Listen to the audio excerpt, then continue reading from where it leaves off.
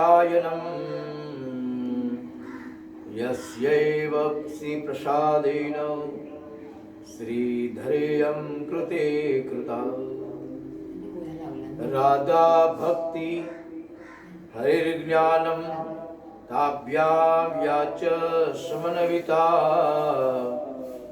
तां श्री भागवती गाथा वन्दे युगलरूपिणी कृष्णं नारायणं वन्दे कृष्णं वन्दे वजप्रियं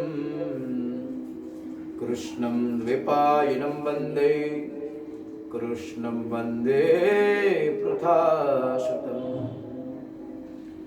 नमस्तस्मै भगवते व्यासाय मिततेजसे पपुर्ज्ञानमयं सौम्यं यन्मुखाम्बुरुषाशवम् व्यासं व्यासकरं वन्दे मुनिं नारायणं स्वयं यत प्राप्त कृपालोका लोकामुक्ता कलेगृहात् सच्चिदानन्दरूपाय विश्वोत्पत्त्यादिहेतवे तापत्रय विनाशाय श्रीकृष्णाय वयं नमः। आइए हनुमंत विराजिए, आइए हनुमंत विराजिए, कथा सुनो अतिशाय प्रेम सहित गादी धरो पधारो पवन कुमार। गुरुर्ब्रह्मा गुरुर्विष्णु गुरुर्देवो महेश्वर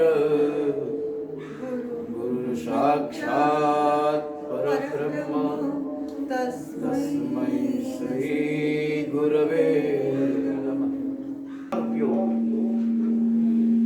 પરંતુ આજે એકના 10 કરવામાં લોકો પડ્યા છે। અહીંયા આ સ્કંદનું નામ છે અધિકાર લીલા, એટલે જ ક્ષેત્રમાં ત્યાં લાયક બનો। મા બાપ છો તો એવા મા બાપ બનો કે દીકરો તમારી આજ્ઞાનું પાલન કરે। તમે પુત્ર છો તો મા બાપને પુત્રને લાયક બનો। મા બાપની આજ્ઞાનું ઉલ્લંઘન ન થાય। માતા પિતા સર્વમ માતા ગરીયસી, સૌથી મોટા ગુરુ એ માં છે, બીજા આપણા પિતા છે। માતા પિતાને દુઃખ ત્યારે થાય જ્યારે દીકરી ઘર છોડે, વિદાય લે। લગ્ન મંડપમાંથી જ્યારે દીકરી વિદાય લે ત્યારે માતા પિતાને ઘણું દુઃખ। અને બીજી વાર જ્યારે દીકરો મા બાપને છોડે છે ત્યારે મા બાપને અતિ દુઃખ થાય છે। એટલા માટે અહીંયા શાસ્ત્રમાં પણ કહ્યું છે, સાહિત્યકાર પણ કહે છે કે તમારું સાહિત્ય લોકોને ઘડતર માટે વાપરો। તમારી બુદ્ધિ સંસ્કારનું સિંચન પોતાના બાળકોમાં। રૂપિયા ધન એમની બુદ્ધિ પ્રમાણે કમાવાના છે, પરંતુ સંસ્કાર ક્યાંય વેચાતા મળતા નથી। સંસ્કાર તો કેવળ ને કેવળ પોતાના માતા પિતા પોતાના વડીલો થકી પ્રાપ્ત થાય છે। કદાચ લક્ષ્મીના ઉપાયો તમે કરશો, પૈસાનો ઉપાય તમે કરશો તો ગમે ત્યાં રૂપિયા તો કમાઈ જશો, પરંતુ સંસ્કારનું સિંચન તમને બજારમાં ક્યાંય વેચાતું મળતું નથી। માટે જ કહ્યું છે કે પ્રથમ સ્કંદનો પ્રારંભ મંગલાચરણ, દરેક માં 3 વખત ભગવત ચિંતન કરવાનું। મંગલાચરણ 3 વખત આવે છે, એટલા માટે આપણને પણ ત્રિકાળ સંધ્યા કીધી છે। પ્રભુને દિવસમાં 3 વાર ઓછામાં ઓછા યાદ કરવા।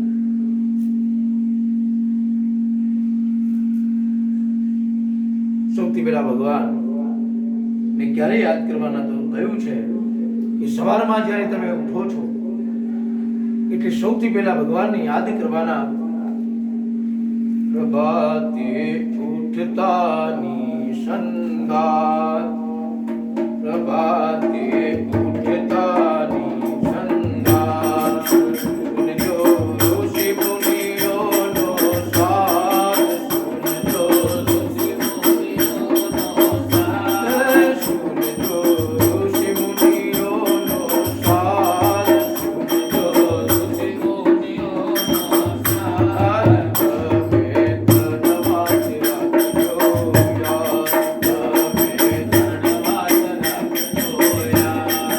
ત્યાં પહેલું સવારમાં કહ્યું છે કે કરાગ્રે વસતે લક્ષ્મી કરમૂલે સરસ્વતી કર મધ્યે તુ ગોવિંદ ભાતે કર દર્શન. ઘણી વાર એવું બને સવારમાં નીકળ્યા હોય મનુષ્યના સાંજે ઘેર આવે, આખો દિવસ કદાચ કોઈ કામ ન થાય એટલે ઘરે આવીને નિશાસો નાખે. એ કહે છે કે આજે કોનું મોડું જોઈને નીકળ્યો, આજે મારું કામ ન થયું. ઘણી વાર એવું બને આપણે કહીએ અપશુકન શુકન. એટલા માટે જ કહ્યું સવારમાં સૌથી પહેલા પોતાના હાથમાં ભગવાન પરમાત્માના દર્શન કરો તો આખો દિવસ આપણો સારો.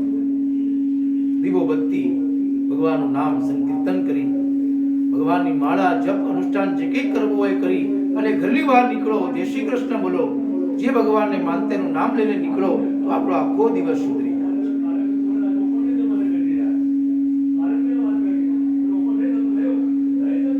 અને બપોરના સમયે કહ્યું છે તમે ધનવાદ રાખજો યાર,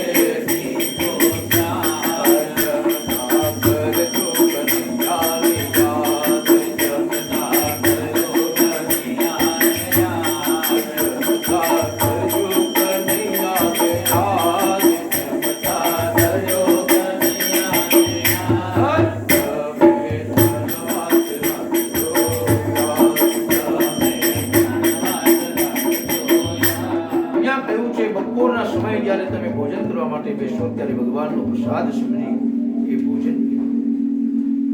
ઘણા બહેનો ટીમ એવી હોય ભોજન બનાવતા બનાવતા દાળ શાક કઢી જે બનાવીમાં ટેસ્ટ મીઠું બરોબર પડ્યું છે કે કેમ? કારણ પહેલાના સમયમાં એવું હતું જ્યારે ભોજન બનતું હોય ત્યારે ભગવાનના ભજન ગવાય. અત્યારનો સમય મોબાઈલ પર ગાયનો ગાતા ગાતા ફોન ચાલતો હોય અને ભોજન બનતું હોય. અન્નમ શુદ્ધિ, અન્નની શુદ્ધિ જે પ્રકારે જે જીવાત્મા મનમાં ચિંતન કરે છે એ પ્રકારનું ભોજન તે બનતું છે. એ ભોજનનો સમય હોય એ વખતે ભગવાનનું નામ લેતા જો ભજન કરતા કરતા ભોજન બનાવવામાં આવે તો એ ભોજન એ પ્રસાદ બની જાય છે. એમાં સત્યનારાયણનો શીરો ઘણાને બહુ શીરો તમે રોજ બનાવો અને કથાનો શીરો બનાવો એમાં બહુ ફરક પડે. એક યજમાને મને પૂછ્યું કે ભગવાન ની કથા તમે આટલી બધી કર્યો તો ભગવાન તમને મળે ખરા? ભગવાન ને જોવા માટે આપણી પાસે એવા નેત્ર નથી. પહેલા તો મેં એને જવાબ આપ્યો કે ભગવાન આપણા હૃદયમાં છે, આપણા આત્મામાં છે. ભગવાનને જોવાની શક્તિ આપણામાં નથી કારણ કે આપણી પાસે એવી ભક્તિ નથી. અને તેમ છતાં મેં એમને જવાબ આપ્યો સત્યનારાયણની કથા તમે આટલા વર્ષોમાં કેટલી વખત તમે ઘરે કરી? ભાઈએ કીધું કે આજ સુધી એક કથા મેં કરી 67 વર્ષ થયા પણ એક કથા કરવાનો સમય જો તને નથી મળ્યો પછી તું ભગવાન પાસે આશા રાખે એ કેવી રીતે શક્ય? મેં એમને જવાબ આપ્યો તમે કાલે કથા કરાવો, કોઈ પણ બ્રાહ્મણને બોલાવો અને એ કથાનો પ્રસાદ તમે જાતે બનાવો અથવા તમારા પત્નીને કહેજો બનાવે અને બીજા દિવસે તમે કથા વગરનો પ્રસાદ બનાવો અને એમાં પણ પ્રસાદ બોલજો. છતાં પણ શીરાનો જે પ્રસાદ સત્યનારાયણના પ્રસાદમાં જે સ્વાદ આવશે એ સ્વાદ એ શીરામાં નહીં આવે. એ બહેને ખબર નહીં એ દિવસે ભગવાનની કૃપા હશે, મનમાં ઈચ્છા થઈ, બીજા દિવસે કથા કરી, ભગવાનનો પ્રસાદ બનાવ્યો, સુંદર શીરો, અને જેમાં પ્રસાદનું નામ આવે એટલે ભગવાન એમાં અમી મૂકે છે. એટલે ભલે ભલા મોટા ભંડારા હોય, એમાં ગમે એટલી વ્યક્તિ આવે ભોજન કરવા માટે, ભલે 1000 માણસો જમવાનું બનાવ્યું હોય, પણ એમાં 2000 જમી જાય તો પણ એમાં અન્ન ક્યારેય ખૂટતું એને ભંડારો. એમાં પ્રભુનો વાસ છે. એટલે બીજા દિવસે ભાઈએ જાતે પ્રસાદ બનાવ્યો, અને પરંતુ સત્યનારાયણ શિરા જેવો પ્રસાદનો સ્વાદ ન આવ્યો. ભાઈનો ફોન આવ્યો, મહારાજ તમે જે કીધું હતું એ પ્રમાણે જ થયું, અને આજે ભાઈ પ્રભુની ભક્તિમાં લીન છે, ગરીબોની સેવા કરે છે. અનુભવ તૃપ્તિનો ઉદ્ગાર અનુભવ થાય ત્યારે જ મનુષ્ય ભગવાનને ઓળખી શકે છે. 3 વાત યાદ રાખવાની કીધી છે. તમે 3 વાત રાખજો યાદ.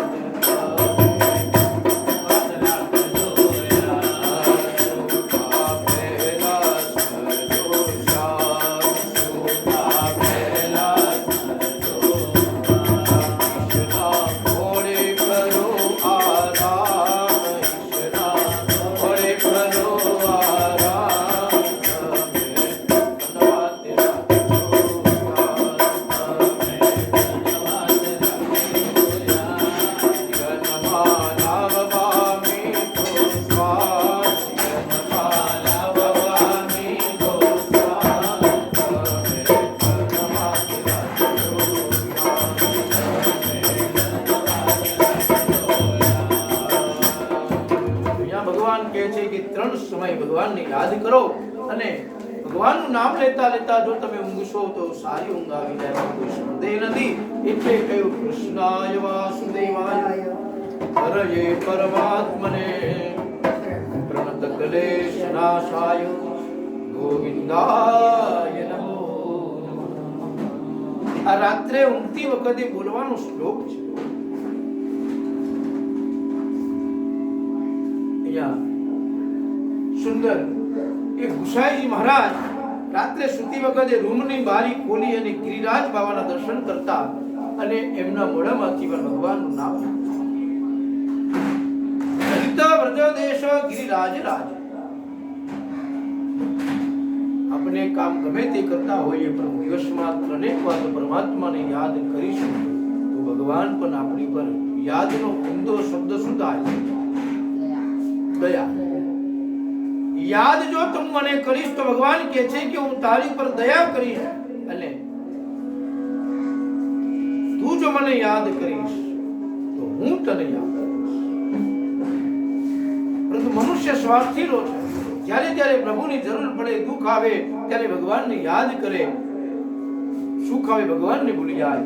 જેમ સત્યનારાયણની કથામાં આપણે સાંભળ્યું કે સાધુ નામનો વણિક ભગવાનને પ્રાર્થના કરે છે કે મારે ત્યાં કોઈ સંતાન નથી, પ્રભુ મને સંતાન આપો, અને જો સંતાન થશે તો તમારી પૂજા. ભગવાનને બાંધી દઈએ છીએ. મારો દીકરો પાસ થશે તો 1 કિલો પેડા ધરાઈશ, 5 નાળિયેરનું તોરણ બાંધીશ, પણ પાસ થશે તો પ્રભુને બંધાય. પ્રભુને ખબર જ છે, પણ જો તું રોજ યાદ કરીશ તો ભગવાન પણ તને જ્યારે જ્યારે જરૂર પડે અને તું ભગવાનને યાદ કરીશ ત્યારે ત્યારે ભગવાન તારી મદદ આપશે.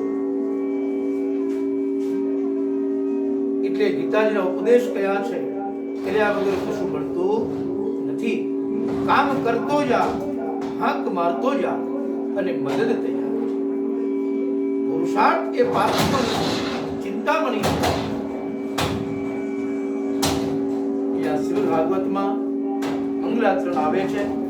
જન્માદ્યસ્યતોન્વયા વિતરદષ્ટાર્થેષ્વવિઘ્નસ્વરાટ તેને બ્રહ્મહૃદાય આદિકવયે મુહ્યન્તિ યત્સૂરયઃ તેજો વારિમદામ યથા વિનિમયો यत्र तिसर्गो मृगा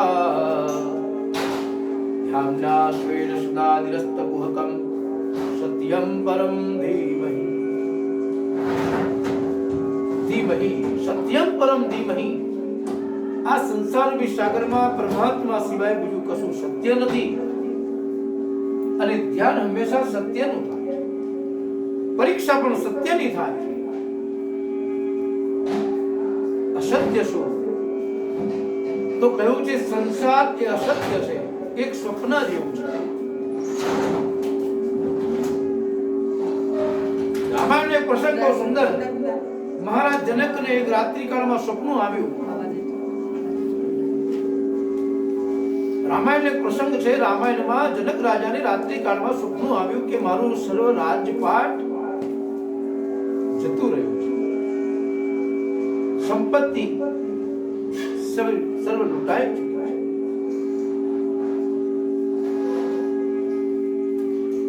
જનક રસ્તા પર ભીખ માંગે છે એવું સપનું જનક રાજાએ જોયું છે. આંખ ખુલી. જનક રાજાએ વિચાર કર્યો કે સપનું સાચું પડશે કે કેમ, સાચું હશે કે કેમ. સવાર થવાની રાહ જોઈ રહ્યા છે. સવાર થઈ, પોતાની સભા બોલાવડાવી, સપનમાં આવેલી વાત કહી સંભળાવી. ત્યારે અષ્ટાવક્ર મુનિ રાજાને કહે છે કે તારું સ્વપ્ન જે છે, તમે જે પ્રશ્ન પૂછ્યો સાચું કે ખોટું, અષ્ટાવક્ર ઋષિ બોલ્યા છે કે તમારું સપનું જે છે સાચું પણ હોઈ શકે અને ખોટું પણ હોઈ શકે. કે આ જગત મિથ્યા છે, આ સંસાર મિથ્યા છે, અને જ્યાં સુધી ઊંઘતા હતા ત્યાં સુધી સ્વપ્ન હતું. તમે જાગૃત થયા એટલે તમારું સ્વપ્ન જતું. હે રાજન, જે જીવાત્મા પોતાનું આત્માનું કલ્યાણ કરવા માટે જાગતો નથી એ સ્વપ્ન સમાન છે. એટલે કહ્યું સમય તારો સાથ, સમય તારો સાચવી લેવો. અને જે મનુષ્ય સમયને સાચવે છે, સમય એ મનુષ્યને સાચવે છે.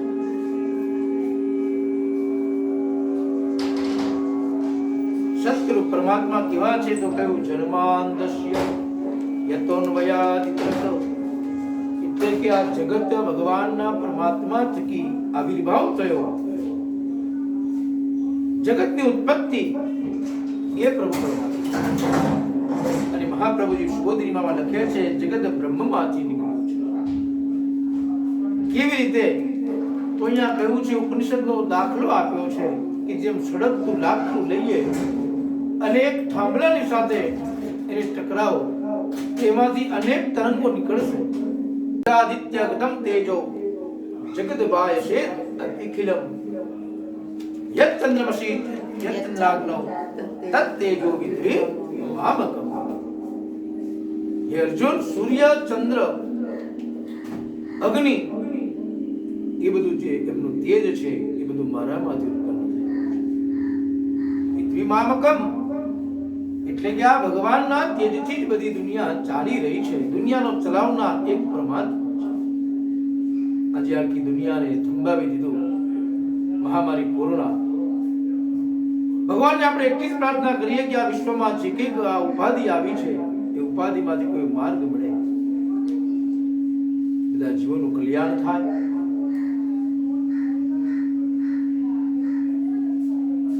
અને દદામિ બુદ્ધિયોગમ તમ, હું એને જ્ઞાન આપું છું. ભગવાન કહે છે કે અર્જુન, હું એને જ્ઞાન આપું છું કે જે જ્ઞાન લેવા યોગ્ય છે. યોગ્યતા જોઈને જ દાન થાય. દાન ગમે ત્યાં ન થાય. રાજસી દાન, સાત્વિકી દાન અને તામસી.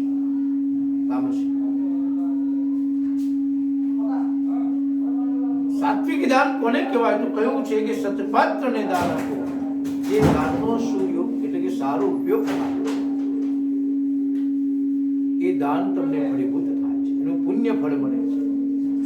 ઘણી વાર એવું બને, રસ્તે ચાલતા ભિક્ષુકને આપણે 10 રૂપિયાનું દાન આપીએ અને એ 10 રૂપિયા કદાચ ભોજનમાં ન વાપરે અને કદાચ કોઈ વ્યસનમાં વાપરે તો એ દાનનું પુણ્ય આપણને મળતું નથી. કારણ કે તમે પ્રેરણા આપી, એને દાન આપ્યું અને એ પૈસો અયોગ્ય માર્ગમાં ગયો. એટલા માટે દાન કુપાત્રને ન આપવું, સુપાત્રને આપવું. સૃષ્ટિની આદિમાં જ્યારે ભગવાને બ્રહ્માને વેદનું જ્ઞાન આપ્યું અને બ્રહ્માને વેદમાં સમજણ ન પડી ત્યારે ઠાકોરજી બ્રહ્માજીના હૃદયમાં વિરાજમાન થયા અને બ્રહ્માને વેદ સમજાવ્યા. તેજો વારી વૃધામ વિનિમય. ભગવાનનું શરીર કેવું છે તો અહીંયા કહ્યું છે આપણા જેવું લાગે પણ ખરેખર આપણા જેવું ભગવાનનું શરીર હોતું નથી. આપણું શરીર એ પ્રાકૃત શરીર છે. 5 તત્વોનું બનેલું આપણું શરીર છે. જ્યારે ભગવાનનું શરીર અપ્રાકૃતિક, અલૌકિક, ચિન્મય, આત્મિક, આનંદદાયક છે. ભલે આપણા જેવું લાગતું હોય પણ ભગવાનનું શરીર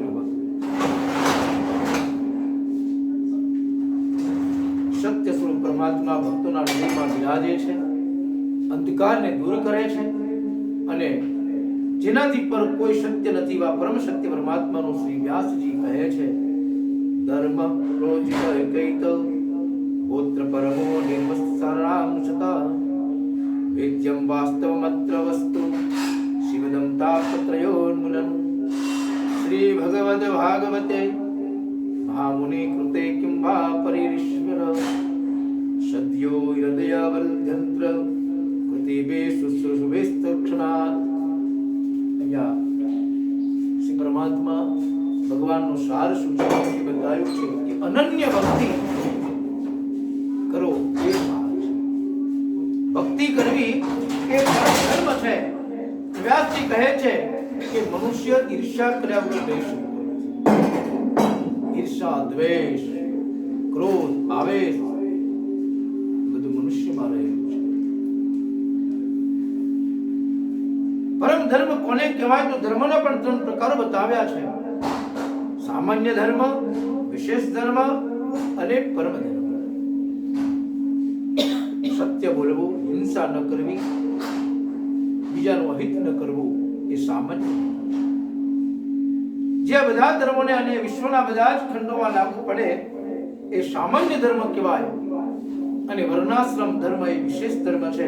એમાં સંન્યાસી, ગૃહસ્થશ્રમ, બ્રાહ્મણ, ક્ષત્રિય, શૂદ્ર, સ્ત્રી, પુરુષ બધાને અલગ અલગ પ્રકારના ધર્મ બતાવ્યા છે.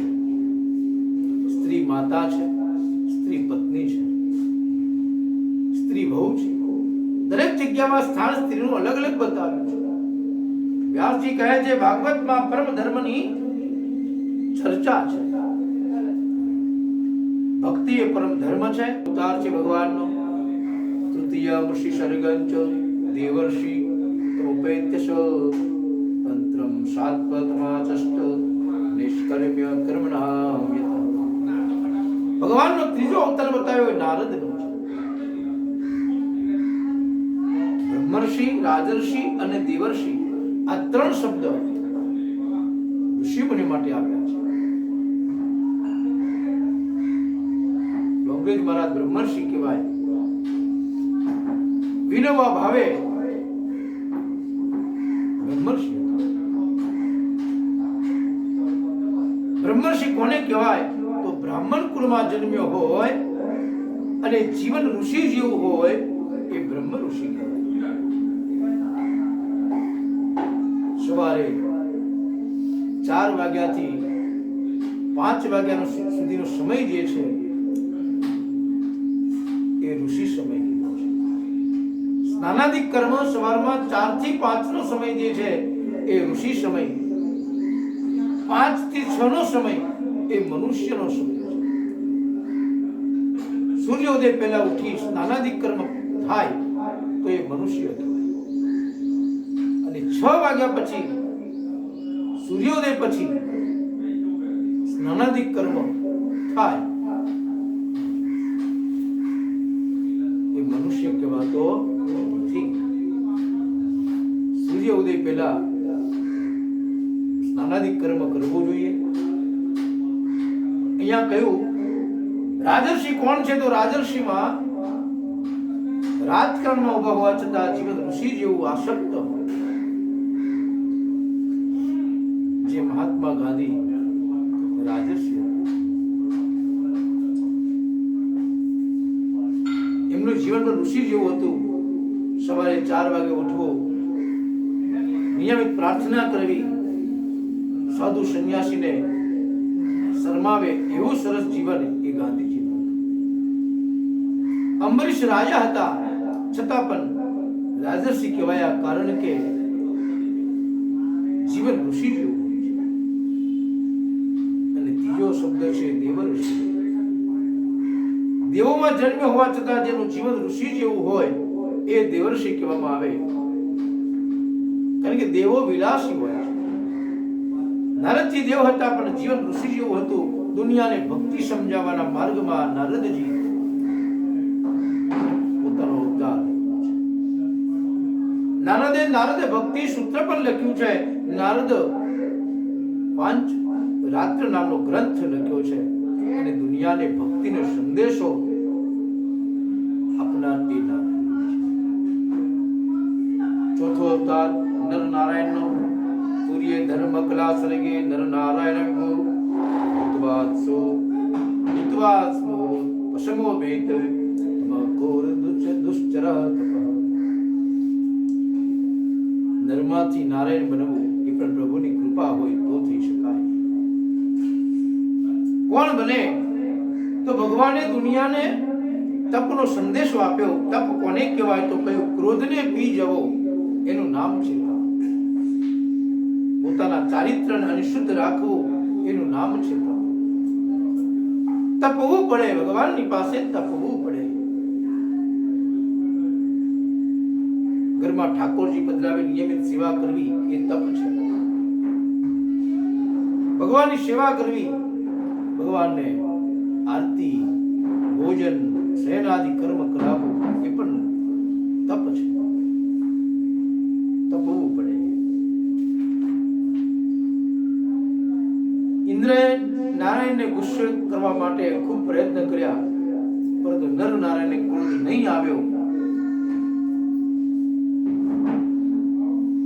એટલા માટે કહ્યું કે ગુસ્સો, ક્રોધ જે જીવ પીવે છે એ જીવ દયાશીલ, ક્ષમાશીલ કહેવામાં આવે છે. ક્રોધ એ અગ્નિ છે. જેમ અગ્નિમાં ઘી હોમવામાં આવે એટલે ભડકો થાય, એમ આપણા જીવનમાં જેટલો ગુસ્સો કરો છો એનાથી આપણું પુણ્ય ક્ષય પામે છે. ભગવાનનો એક બીજો અવતાર છે યજ્ઞ નારાયણનો. આદિ ભૌતિક યજ્ઞ, આધ્યાત્મિક યજ્ઞ અને આદિ દૈવિક યજ્ઞ.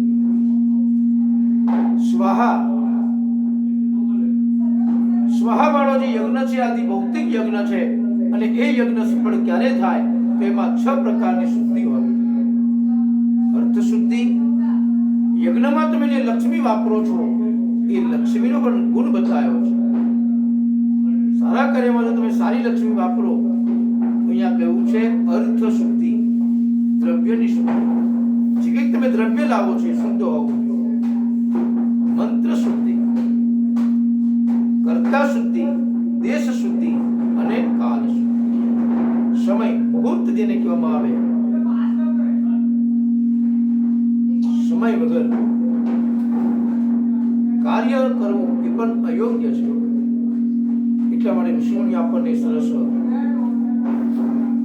પૂરા આપી ગયા, મુહૂર્ત આપી ગયા, ચોઘડિયા આપી ગયા. સારું કાર્ય કરવા માટે સારો દિવસ લેવો. આજે ભાગવત કથા માગસર મહિનામાં કરવી. કેમ? ગીતાજીમાં ભગવાન બોલ્યા છે ભગવાને કહ્યું કે માસોમાં જે માર્ગશીર્ષ માસ છે એ અશ્વત્થાનામ કપિલો મુનિ. ભગવાને કહ્યું કે વૃક્ષમાં પીપળાનું વૃક્ષ એ હું છું. એમ અહીંયા દરેક પ્રકારની શુદ્ધિ હોવી જોઈએ. મનુષ્યનું જીવન છે, ભગવાનને મન તો મનુષ્ય અને પશુ બધાને સમાન છે, છતાં મનુષ્ય બુદ્ધિશાળી છે, વિવેકી છે, વિવેકશીલ છે. ધર્મ એ સંપાદિત કરી પોતાનું જીવન વ્યતીત કરે. ભાગવતની કથા બેસાડવી અને સાંભળવી એ આધ્યાત્મિક યજ્ઞ છે. શ્રીમદ ભાગવત સપ્તાહ એ જ્ઞાન યજ્ઞ કહેવામાં આવે છે.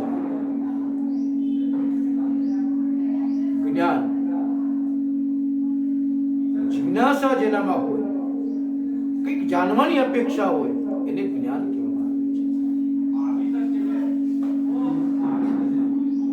વેદ કહે છે, કોઈને પ્રશ્ન થાય કે યજ્ઞમાં તો અગ્નિ જોઈએ અને આવી સેવામાં અગ્નિ હોતો નથી, તો યજ્ઞ કઈ રીતે કહેવાય? શ્રીમદ ભાગવત જ્ઞાન યજ્ઞ કીધો છે. કેમ? તો એ મહાપ્રભુજી કહે છે કે ઠાકોરજીના મુખમાં અગ્નિ રહેલો છે, કારણ કે ભગવાનના મુખમાંથી અગ્નિ, મુખાદ અગ્નિ રજાયત ચંદ્રમા મનસો જાત ચક્ષો સૂર્યો અજાયત શ્રોત્રાદ વાયુશ્ચ પ્રાણશ્ચ મુખાદ અગ્નિ રજાયત. ભગવાનના મુખમાંથી અગ્નિનું પ્રાગટ્ય થયું છે, માટે ભગવાનના મુખનો અગ્નિ એ અગ્નિનો અવતાર. શ્રી મહાપ્રભુજી માટે સર્વોત્તમ સ્તોત્રમાં શ્રી મહાપ્રભુજીનું એક નામ છે વૈશ્વાનરો વલ્લભાખ્ય. શંકરનો અવતાર એ શંકરાચાર્યજી છે, શેષનારાયણનો અવતાર એ રામાનુજાચાર્યજી છે. આમ ભગવાનના મુખમાં અગ્નિ છે અને યજ્ઞમાં આપણે અગ્નિને આહુતિ આપીએ તો જે દરેક દેવોને પહોંચાડવાનું કાર્ય એ અગ્નિ નારાયણનું છે, એમ આ જ્ઞાન યજ્ઞ છે જે પોતાના જીવનું આત્માનું કલ્યાણ કરે છે. ભગવાન 24 અવતારોમાં એક મોહિની અવતાર ધારણ કરે છે, જેની કથા આપણે સૌ જાણીએ છીએ. મોહમાં નાખી ભગવાને જે અમૃત દેવોને પાન કરાવ્યું એ મોહિની અવતાર. બીજો અવતાર આવે છે ભગવાનનો વામન અવતાર. બલિરાજા માટે થયો, બલિરાજાનો ઉદ્ધાર કરવા માટે. બલિરાજા પ્રાણ ભલે જાય પણ વચન છોડવા તૈયાર ન હતા. શબ્દની કિંમત બહુ જરૂરી છે. આજે તો મનુષ્ય બોલે ને પાછો ક્ષણમાં ફરી જાય. સજ્જનોની વચન શિલાલેખ જેવો હોય છે. બલિએ 3 ડગલા પૃથ્વી ભગવાનને આપવાનું કહ્યું અને એમના ગુરુ શુક્રાચાર્યએ ના પાડી, છતાં પણ બલિરાજા માનતા નથી. કેમ? તો મેં વચન આપી દીધું છે. આજે તો આપણા વચનો, આપણા રાજકીય રોજ નવા વચન આપીને રોજ નવું નવું બોલતા હોય છે. ત્યાં ભગવાનના 24 અવતારમાં એક પરશુરામ અવતાર થયો, જે પરશુરામે સહસ્ત્રાર્જુન નામના રાજાને માર્યા, કારણ કે બ્રાહ્મણો દ્રોહી હતા. જે બ્રાહ્મણની ઈર્ષા કરે છે, બ્રાહ્મણની નિંદા કરે છે, આમ તો કહ્યું છે કે એના કુળનો નાશ થાય. ભગવાન 24 અવતારોમાં એક શ્રી રામનો અવતાર છે. રામનો અવતાર એ શીલનો અવતાર કહેવામાં આવે છે. શીલ એટલે પથ્થર પણ કહી શકાય. પથ્થરનો અર્થ બહુ સુંદર એક કથામાં આપણને સમજવા જેવો છે. એક ભક્તે ભગવાનની ખૂબ તપશ્ચર્યા કરી, ભગવાન પધાર્યા. ભગવાને પૂછ્યું, બોલ બેટા શું જોઈએ છે? ભક્તએ કહ્યું, ભગવાન મને સુશીલા આપો, પત્ની આપો. ભગવાને કહ્યું, તથાસ્તુ. સુશીલા અને સુશીલામાં બહુ ફરક છે. શીલા એટલે પથ્થર, સુશીલ એટલે કુશળ. અહીંયા શીલનો અર્થ બહુ સરસ બતાવ્યો. રામ ભગવાન શીલવાન છે, ગુણવાન છે. કારણ કૈકેયી માતાએ જ્યારે રામને 14 વર્ષનો વનવાસ આપ્યો, ત્યારે ભગવાન કૈકેયીને કહી રહ્યા છે, ભરત પ્રાણ પ્રિય પાવહીર રાજુ જન્મ ભરી કરું કાન નમાસુ. રામ કહે છે કે જો મારા ભાઈ ભરતને ગાદી મળતી હોય તો 14 વર્ષ તો શું, તમે આખી જિંદગી મને બનવા રહેવાનું કહેશો તો પણ હું તૈયાર. એનું નામ છે રામ. ત્યાગનો અવતાર એ રામ છે, સેવાનો અવતાર એ રામ છે, આજ્ઞાનો અવતાર એ રામ છે. અને ભગવાનના દરેક અવતાર માનવ જાત માટે કંઈક ને કંઈક શીખવવા માટે, સંદેશ આપવા માટે જ ભગવાન અવતાર ધારણ કરે છે. 24 અવતારોમાં ભગવાન એક કૃષ્ણનો અવતાર જે પૂર્ણ અવતાર તરીકે આપણે ઓળખીએ, પૂર્ણ પુરુષોત્તમ. રામ એ મર્યાદા પુરુષોત્તમ છે અને પૂર્ણ પુરુષોત્તમ ભગવાન કૃષ્ણ. એતે ચાંસ કલા પૂંસા કૃષ્ણસ્તો ભગવાન સ્વયં. શ્રી કૃષ્ણ બધા અવતારોનો મૂળ છે. શ્રી કૃષ્ણ અવતારોના પણ અવતારી છે. બધા જ અવતારો શ્રી કૃષ્ણમાંથી પ્રગટેલા છે. મહાપ્રભુજી કહે છે કે શ્રી કૃષ્ણના ગળામાં કૌસ્તુભ માળા છે અને કૌસ્તુભ માળાનો અવતાર એ ભગવાન નરસિંહ અવતાર છે. કૌસ્તુભ મણિ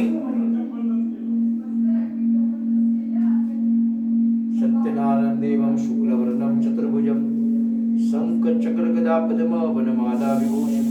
એ ભગવાનના શૃંગારનું વર્ણન કર્યું છે.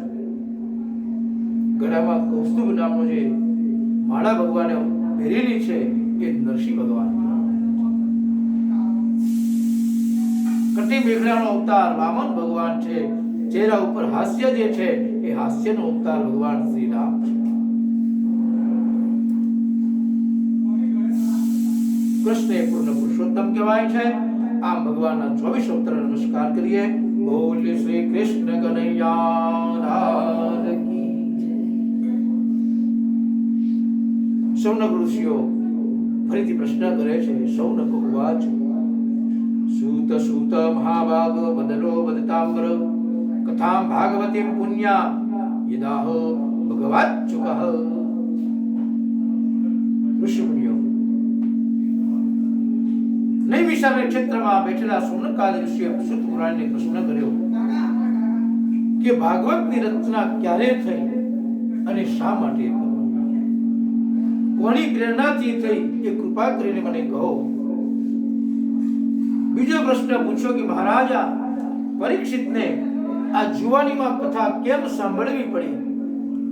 પરીક્ષિત કથા સાંભળવા બેઠા ત્યારે 60 વર્ષના હતા અને 60 વર્ષનો મનુષ્ય આજે ગરડો કહેવામાં આવે છે.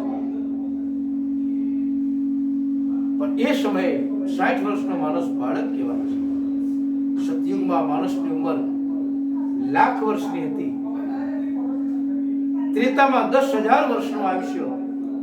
દ્વાપરમાં મનુષ્યની ઉંમર 1,000 વર્ષની અને કળિયુગમાં મનુષ્યની ઉંમર સતમ એટલે કે 100 વર્ષની.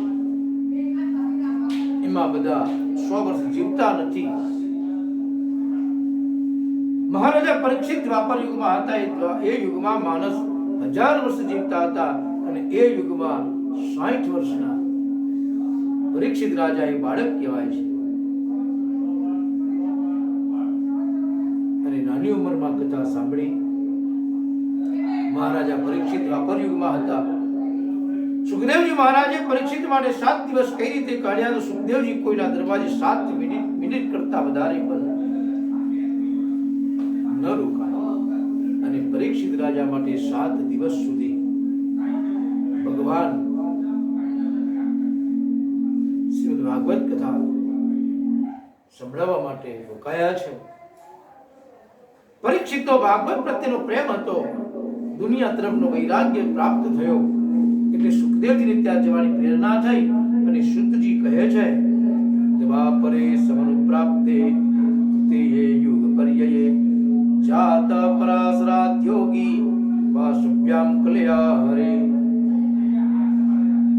શુદ્ધ પુરાણી બોલ્યા કે દ્વાપર યુગની સમાપ્તિનો સમય હતો અને વ્યાસજી એમના આશ્રમમાં સમાધિમાં બેઠા હતા અને વ્યાસજીને સમાધિમાં કલિયુગના દર્શન. એમને જોયું કે કલિયુગના લોકો કેવા હશે? અશ્રદ્ધાના, શ્રદ્ધા વગરના હશે. બધું કાર્ય શ્રદ્ધા વિના કરશે. બીજા દોષો શું હશે? શક્તિ, આશમ, એમના શરીર તકલાદી હશે. શરીર તકલાદી હશે. ભૂખ લાગે એની ગોળી અને ખાવાનું પચાવવાની પણ ગોળી આવશે. કલિયુગનો પ્રમાણ બતાવ્યો છે. કલિયુગનો પ્રભાવ બતાવ્યો છે. ભોજન પચાવવા માટે ચાલવું પડે. બીજા બધા બિચારા ભોજન માટે ચાલતા હોય છે. ઘણાને ઊંઘવાની પણ ગોળી લેવી પડે. કલિયુગમાં કયા દોષ હશે? તો કહ્યું છે હસિતા આયુખ, અલ્પ આયુષ્ય વાળા. આજે આપણે જોઈ રહ્યા છે 35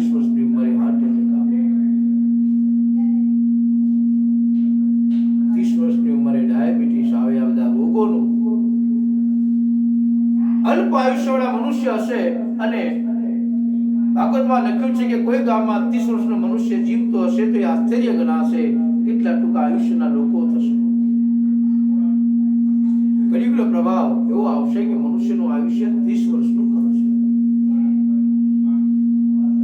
અને એને જોઈને લોકોને કુતૂહલ જાગશે. ટૂંકમાં આયુષ્યના લોકો થશે, શરીરમાં જાત જાતના રોગો થશે. બીજા દોષોનું વર્ણન કરતા વ્યાસજી કહે છે, દુર્મેધાન મનુષ્યની યાદ શક્તિ ઘટી જશે. જે ન યાદ રાખવા જેવું યાદ રાખશે, જે યાદ રાખવા જેવું છે યાદ રહેશે નહીં. સવારનું સાંજે યાદ નહીં રહે અને નહીં યાદ રાખવા જેવું ઘણું બધું જીવાત્માને યાદ રહેશે. વ્યાસજીને થયું કલિયુગના લોકો એમની નબળી યાદ શક્તિના લીધે વેદ પૂરેપૂરો યાદ રાખી નહીં શકે. તેથી વ્યાસજીએ વેદના 4 વિભાગ કર્યા. શુદ્ધ પુરાણી કહે છે કે ભગવાન વેદ વ્યાસે પ્રથમ 17 પુરાણોની રચના કરી. વ્યાસ મહર્ષિનું નામ પણ બાદરાયણ છે, કારણ કે સંસ્કૃતમાં ગઈકાલે વાત થઈ બોરના ઝાડને બાદરાયણ કહેવામાં. અને બોરની નીચે બેસી અને આ રચના કરી એટલે એમનું બીજું નામ છે વ્યાસજીનું બાદરાયણ.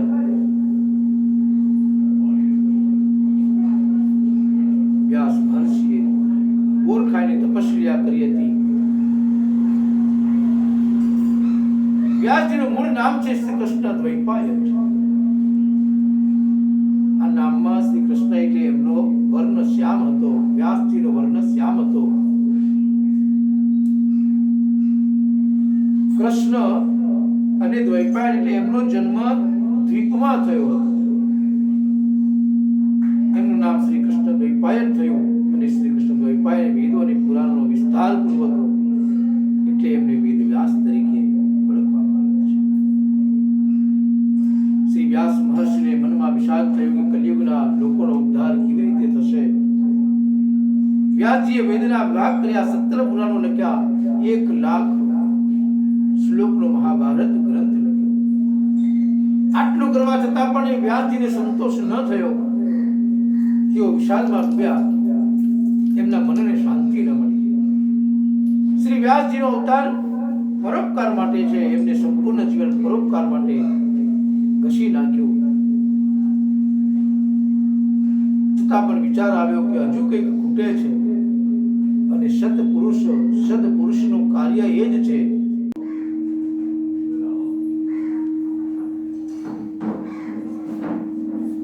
વ્યાસ કહે, તમે એવું વર્ણન તો બહુ કર્યું કે પરમાત્મા અનંત કોટી બ્રહ્માંડનું ધારણ કરે છે, પરંતુ એ જ પરમાત્માનો યશોદા પોતાના ખોળામાં ધારણ કરે છે, એવું વર્ણન તમે નથી કર્યું. તમે એવું વર્ણન કરો કે વ્રજવાસીઓની ગાળોથી પ્રસન્ન થાય છે અને જ્યાં સુધી હું વર્ણન નહીં કરું ત્યાં સુધી તમારા મનને શાંતિ નહીં મળે. એ વ્યાસજી, તમે ભગવાનનું કંઈક એવું વર્ણન કરો જેના થકી તમને શાંતિ મળી શકે. તમે ભગવાનના મહિમાનું વર્ણન કરો, પેટ ભરીને ભગવાનનો યશ ગાઓ. નારદજી બોલ્યા કે હું તમને મારો પણ અનુભવ કહું છું.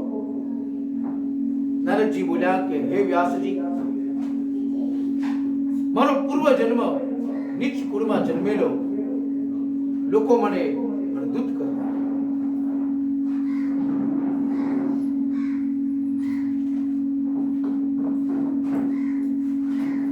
રાસલીલામાં ગોપીઓને અભિમાન થયું અને ભગવાન તેમને છોડીને ચાલી ગયા. અભિમાન અને અહંકાર જ્યારે મનુષ્યને આવે છે ત્યારે સમજવું કે તેનું પતન નથી છે. ગોપીઓને અભિમાન થયું છે કે ભગવાન અમારી સાથે રાસ રમે છે.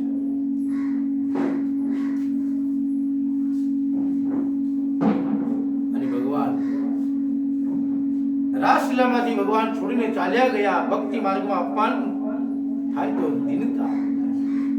નારદજી કહે છે, મારી માં દાસી હતી, પિતાજી મારા મરણ પામ્યા, મારા પુણ્યનો ઉદય થતા અમે રહેતા હતા. જે ગામમાં રહેતા હતા ત્યાં સંતો પધાર્યા અને ચતુર્માસ કર્યો હતો. અમે બંને આ સંતોની સેવા ખૂબ કરી. સંતોની સેવા મળવી એ પણ ઘણું કઠિન છે. ઈશ્વરની કૃપા વિના સાચા સંતના દર્શન થતા નથી. સંત કૃપાએ મને ભક્તિનો રંગ લાગ્યો અને બિનુ હરી કૃપા મિલહી નહીં શકતા. ભગવાનની કૃપા ન હોય તો સંતો આપણને મળતા નથી. નારદજીએ કહ્યું, મારી સેવાથી સંત પ્રસન્ન થયા, મને પ્રસાદ આપ્યો, મારી બુદ્ધિ પવિત્ર થઈ, કથામાં ચિત્ત સ્થિર થયું, ચાતુર્માસ પૂરો થયો. સંતો જવા નીકળ્યા. મેં એમને સાથે લઈ જવા વિનંતી કરી. સંતોએ કહ્યું, તારી માતાની આજ્ઞા લઈ આવો. માતાને પૂછવા માટે ગયો. માતા કહે, બેટા, મારા ઘણા બધા મનસુખા છે, મારી ઈચ્છાઓ છે, તારા લગ્ન કરાવવાના છે, બહુને ઘરની જવાબદારી સોંપી મારે ભક્તિ કરવી છે. તું સાધુ થાય તો મારા મનસુબા પડી પાડે. ઉપદેશ આપ્યો છે. શુદ્ધ પુરાણી કહે છે કે હે સૌનક ઋષિઓ, કૌરવ પાંડવો વચ્ચે થયેલું મહાભારતનો 18 દિવસનું યુદ્ધ ધૃતરાષ્ટ્રને આભારી છે. કેવું છે કે મનુષ્ય હંમેશા વ્યસનથી દૂર રહેવું, પર સ્ત્રીની ઇજ્જત કરી અને વિજય ધર્મનો છે. વિજય હંમેશા ધર્મનો થાય છે. ધર્મ પ્રત્યે ચિંતન કરવું, કુટુંબ ક્લેશથી બચવું, ઘરમાં ક્લેશ ન થાય, કંકાશ ન થાય એની કાળજી રાખવી. વધારે પડતો ક્લેશ થાય તો ઘરમાં શાંતિ રહેતી નથી, લક્ષ્મી ટકતી નથી.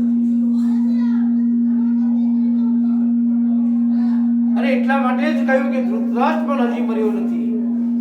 આપણા બધામાં બેઠા છે જેનામાં મારા ચરણનો ભાવ છે, ભેદભાવ છે, એ ધૃતરાષ્ટ્ર છે.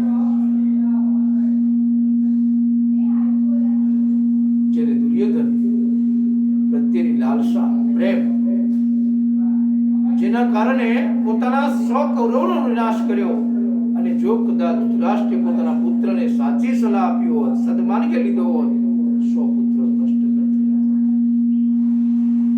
માયાનું બંધન ધૃતરાષ્ટ્રને લાગ્યું છે, પોતાના દીકરાને રોક્યો નહીં, અને મહાભારતનું યુદ્ધ થયું, અને પરિણામે પોતાના સંતાનનો શાપ થયો. 18મા દિવસે ભીમસેને દુર્યોધન વચ્ચે ગદા યુદ્ધ ચાલે છે, અને શ્રી કૃષ્ણ બલરામ કૃપાચાર્ય કૃતવર્મા બધા હાજર છે. અહીંયા કહ્યું કે જ્યારે એકબીજાનો ઝઘડો કરાવનાર એનું નામ જ છે દુર્યોધન. એકબીજા વચ્ચે ઝઘડો કરાવવો એ દુર્યોધન છે. ઘણા એમાં જ મજા માણતા હોય, બીજા એકબીજાને ઝઘડા કરવામાં જ માણતા હોય. નામ આપે નારદનું. નારદનું નામ બગાડે છે. નારદ જેની વાણી કોઈ રદ ન કરી શકે એનું નામ નારદ છે. બીજાનું હિત કરવું, બીજાનું હિત ન કરવું એનું નામ છે. દુર્યોધનને વરદાન હતું, તેથી એની સાથળ પર ગદા વાગે તો જ મરે. આની ભીમને ખબર નહોતી. ભગવાન ત્યાં હાજર હતા, તે જોયા કરે છે કે ભીમને શ્રી કૃષ્ણ પર ગુસ્સો આવ્યો છે. ભીમ વિચાર કરે છે કે ઉભોમાં તમે ચાલી પાડી રહ્યા છો, મને દુર્યોધનને મારવાની યુક્તિ બતાવતા. ભગવાન ખૂબ હોશિયાર. ભગવાન કહે છે કે 3 જણને વગર માંગે સલાહ ન આપવી. વગર માંગી સલાહ આપવી એ પણ વ્યર્થ છે. વિદ્વાન, ધનવાન અને બલવાન. વગર માંગે સલાહ ન અપાય. પૂછ્યા વિના બોલવું નહીં. ભીમ બલવાન છે, તેને પૂછ્યું.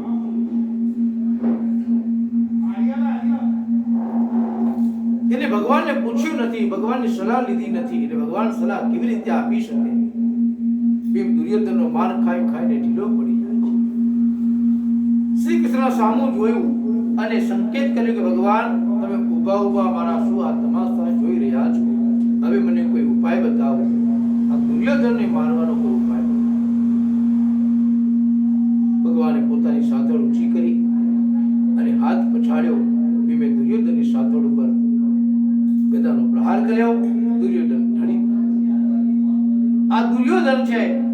દીકરો નહીં મરે, મરતા મરતા બીજા અનેકને મારે તે દુર્યોધન અને બીજાની ઉન્નતિ જોયા પછી જે ઈર્ષા કરે એ દુર્યોધન છે. ઘણા લોકો બીજાની ઈર્ષામાં જ વ્યક્ત હોય છે. દુર્યોધને શ્રી કૃષ્ણને કહ્યું, તમે મને કપટથી મરાવ્યો. ભગવાને કહ્યું, મેં ધર્મને બચાવ્યો છે. અને જ્યારે જ્યારે અધર્મ વધે છે ત્યારે ધર્મને સ્થાપવા માટે જ હું જન્મ લઉં છું. એટલે ધર્મને બચાવ્યો છે, અધર્મના નાશ માટે મહાભારત રચ્યું છે. દુર્યોધન મૃત્યુની રાહ જોઈ રહ્યો છે. શક્તિ નથી તેથી ઉઠી શકતો નથી. તે અશ્વત્થામા અમર છે. અશ્વત્થામા બલિર વ્યાસો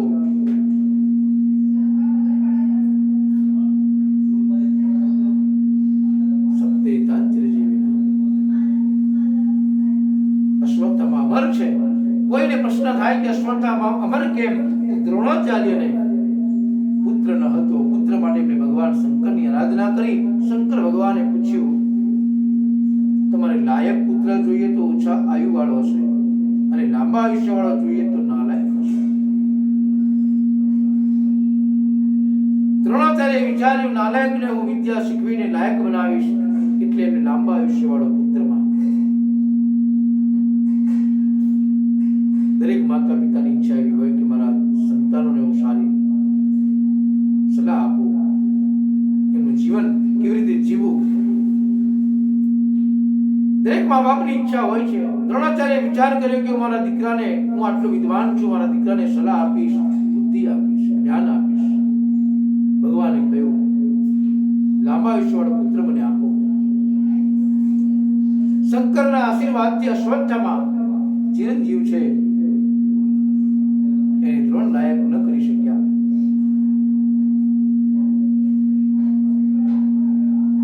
દ્રોણાચાર્યએ ખૂબ પ્રયાસ કર્યો કે પોતાના દીકરાને, સંતાનને સારી સલાહ, સારી બુદ્ધિ આપી શકું, જ્ઞાન આપી શકું, પરંતુ અશ્વત્થામા બલિર વ્યાસો હનુમાનસે વિષ્ણઃ કૃપા પરશુરામશ્ચ સપ્તૈ ચાંચરીજી. આ દ્રોણ પુત્રનું નામ અશ્વત્થામા કેમ પડ્યું? જ્યારે તેને એને ઘોડા જેવો અવાજ કર્યો, જેના કારણે એનું નામ અશ્વત્થામા પડ્યું. કોઈ કહે છે અશ્વત્થામા રોગી છે, પરંતુ એવું નથી.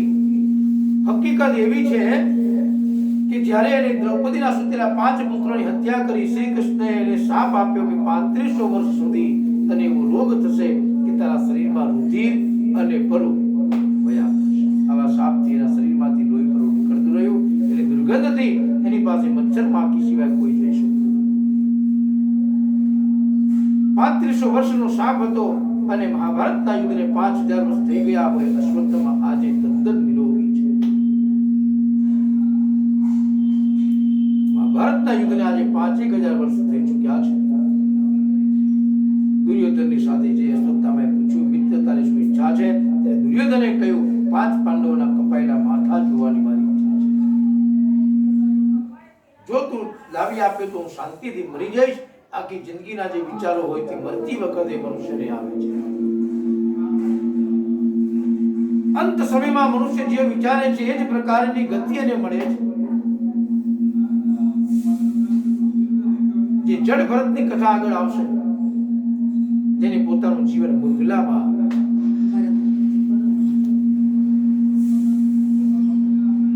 મતી જેવી અંત સમય મતી જેવી જ ભગવાન તેને ગતિ આપે છે. અને આખી જિંદગીના જે વિચારો હોય તે મરતી વખતે યાદ આવે છે. એટલે ઘણા છેલ્લા સમયમાં પૂછે, પિતાજી કે કહેવાની ઈચ્છા કે કેમ?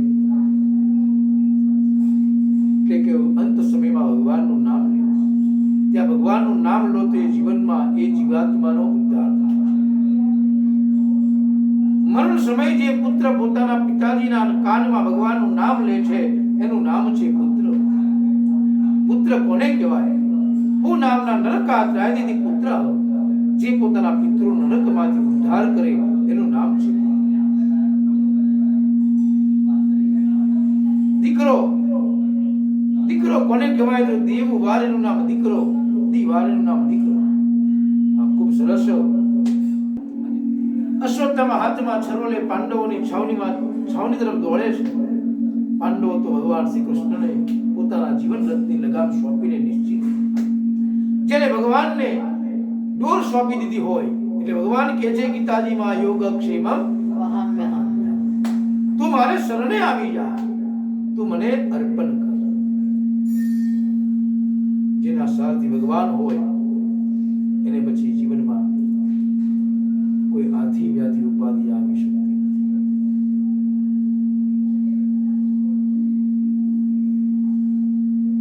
પાંડવો રોજ સવારે ઉઠી પ્રભુની પ્રાર્થના કરતા. 18 દિવસનું યુદ્ધ આજે પૂરું થયું. વિજયના હર્ષમાં ઊંઘતા હતા. ત્યાં શ્રી કૃષ્ણ આવીને કહ્યું, તમે ઊંઘો છો, આજે આપણે અહીં નથી રોકાવાનું, ગંગાના સામા કિનારે જવાનું છે. દ્રૌપદીના 5 યુવાન પુત્રોએ ભગવાનની માતે અશ્વત્થામાની માં દીકરા વગરની ન થવી જોઈએ એને છૂટો. એટલે કહ્યું કે વેર અને વાસના માણસનું મૃત્યુ બગાડે છે અને કથા જીવનમાં ઉતારવા માટે છે. કથા સુખ અને શાંતિનો રસ્તો છે. અર્જુને શ્રી કૃષ્ણને પૂછ્યું, અશ્વત્થામાને શું દંડ આપવો? ભગવાને કહ્યું કે અશ્વત્થામા બ્રાહ્મણ છે, એને મરાય નહીં, છતાં માર્યો. કેવાય એવું કરવું હોય તો ગીતામાં ભગવાન બોલ્યા છે, સંભાવિતસ્ય ચાકીર્તિ મરણાદતિરિચ્યતે. પહેલા જ અધ્યાયમાં ભગવાન બોલ્યા છે સાંખ્ય યોગમાં, વિષાદ યોગમાં, અર્જુન વિષાદ યોગ. હા, ભગવાને કહ્યું કે અપમાન મૃત્યુ બરાબર છે. જો તું યુદ્ધ નહીં કરે તો તારા વેરીઓ તને ન કહેવાના શબ્દો બોલશે. એનાથી વધારે બીજું તારા માટે કશું હોય, મરણ કરતા વધારે છે. એની શિખા કાપી, બ્રાહ્મણની શિખા, એના મસ્તક પરનો મણી લઈ લો. એને અપમાનિત કરવો હોય તો એ મૃત્યુ બરાબર છે અને માણસને શબ્દોથી મારી શકાય. એટલે કહ્યું, ઘણા એવું કટુ વચન બોલે, એક ગાય 2 ટુકડા કરી નાખે, ઘણાનો સંસાર બગડે, એ જીભથી બગડે છે. જીભમાં એક પણ હાડકું નથી, પરંતુ હાડકા તોડાવવા હોય તો એ જીભ હાડકા વગરની તોડાવવામાં વાર લગાડતી નથી અને કોઈના ઘર ભંગાવવામાં પણ વાર લગાડતી એ જીભ છે.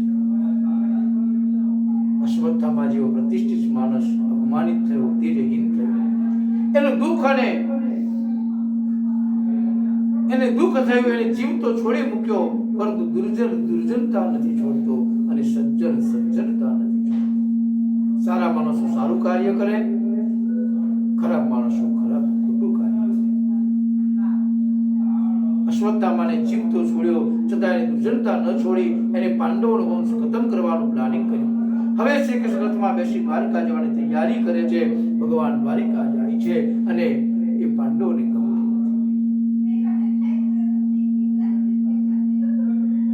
ત્યાં 3 શબ્દ છે, અતિથિ, મહેમાન અને પરોણા. અતિથિ જેવો તિથિ વગર આપણે ત્યાં આવે છે ને અતિથિ કહેવાય. મહેમાન એને કહેવાય કે જે માન સન્માન સાથે લાવવા પડે, એને મહેમાન કહેવાય.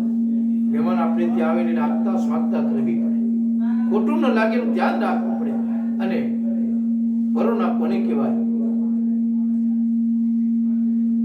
જે 2 દિવસ 4 દિવસ અઠવાડિયું રોકાય ને પરાણે એમને ઘરથી પછી મોકલવા પડે, વિદાય આપવી પડે, એ પરોણા. પિક્ચરમાં હતું ને, પિક્ચર એક હતું,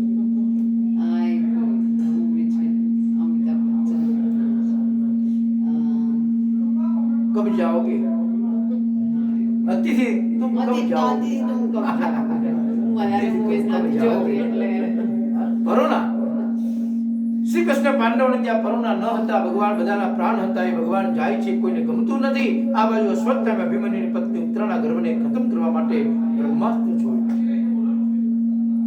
પાંડવોનો વંશ ખતમ કરવા એને બ્રહ્માસ્ત્રનો ઉપયોગ કર્યો. પરીક્ષિત જન્મે તો પાંડવોનો વંશ આગળ ચાલે. ઉત્તરાને બ્રહ્માસ્ત્ર દેખાયું, 12 સૂર્ય જેટલી ગરમી બ્રહ્માસ્ત્ર ઉત્પન્ન થાય. ઉત્તરા ગભરાઈ ગઈ અને આસહ્ય દશામાંથી છૂટવું કે એને યાદ આવ્યું, મારા સાસુ વિપત્તિ વખતે પ્રભુની શરણમાં જાય છે, તેથી મારે પણ દ્વારકાધીશની શરણમાં જાય. એટલે કહ્યું જો સંસ્કારનું સિંચન થયું હોય તો જ બાળકોને યાદ આવે. તમે જો ઘરમાં ભગવાનની પૂજા કરી હશે તો તમારા દીકરાઓને ક્યારેક તો યાદ આવશે કે મારા ઘરમાં આ કરતા હતા. આ ઉત્તરાને યાદ આવ્યું. ભગવાન શ્રી કૃષ્ણ દ્વારિકા જવા નીકળે છે ત્યારે ઉત્તરા ભગવાનની શરણમાં આવી છે. ભગવાનના શરણમાં આવીને અહીંયા પ્રાર્થના કરી છે. ઉત્તરાએ ભગવાનને પ્રાર્થના કરી કે ભગવાન મારી રક્ષા કરો. બ્રહ્માસ્ત્રથી બનેલા પરીક્ષિતની રક્ષા ભગવાને કરી છે અને શ્રી કૃષ્ણ દ્વારકા જઈ રહ્યા છે અને જ્યારે રાજમાતા કુંતાજીથી ભગવાનનો વિયોગ સહન ન થયો, કુંતાજી ભગવાનના જવાના માર્ગ ઉપર એક વૃક્ષ બની એટલે એક વૃક્ષને નીચે ઉભા છે. પ્રભુને આવતા જોયા ત્યારે ભગવાનને બે હાથ જોઈ નમસ્કાર કરી અને પ્રાર્થના કરી. નમસ્યે પુરુષમ ત્વાદ્ય વિશ્વરમ પ્રકૃતે પરમ અલક્ષ્યમ સર્વભૂતાનાં મંતરબહિરવસ્થિતમ. કુંતના નમસ્કાર જોઈ શ્રી કૃષ્ણ પર વંદન કર્યું. શ્રી કૃષ્ણે કહ્યું કે હે ફોઈબા, તમે તો ઉલટી ગંગા વેવડાવો છો, હું તમારો ભત્રીજો છું. મારે તમને પગે લાગવાનું હોય એના બદલે તમે મને પગે લાગો છો. એટલા માટે કહ્યું જ્ઞાની અત્ર સર્વત્ર પૂજાય છે. એક સુભાષિત છે સરસ.